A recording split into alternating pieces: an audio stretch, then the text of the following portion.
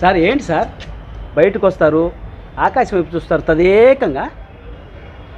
నా బాధ మీకేం తెలుసు సార్? ఏంది సార్ మీ బాధ? వాన వస్తుందా లేదా అని నాకు పెద్ద టెన్షన్ అయిపోయింది సార్. సార్ మొన్నటి దాకా 25 రోజులు కురిసింది వాన, చాలా మీకా? అదే కదా నవార్ తుఫాన్ ఏదో. అదే నవ్వారు కాదు సార్, నివారు తుఫానా? అదే నివరు తుఫాన్ నివరు. తర్వాత ఏదో వచ్చిన 2-3 రోజులు ఏం సార్? బురేవి సార్.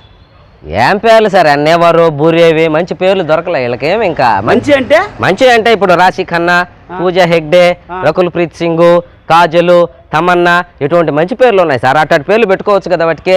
ఈ తుఫాన్లు పెడతారు ఈ పేర్ల?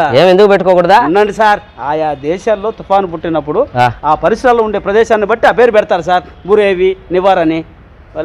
సరే మనకెందుకులే సార్, వాన వస్తుందా రాదా అని చూస్తున్నా. ఇంతకీ వానతో మీకేం సార్ పని? పని ఉందిలే సార్, నా టెన్షన్ నాది. వాన వస్తుందా రాదా అని నా డౌట్ నాది. అన్నాడు సార్, చూసి చెప్తాను. సెల్ ఫోన్లో చూసి చెప్తా. చెప్పండి. ఏం సార్ సరిగ్గా కనపడలేదు ఇదే? అట్లా డొక్కు ఫోన్ కొనుక్కోకపోతే మంచి ఫోన్ కొనుక్కోవచ్చు కదా.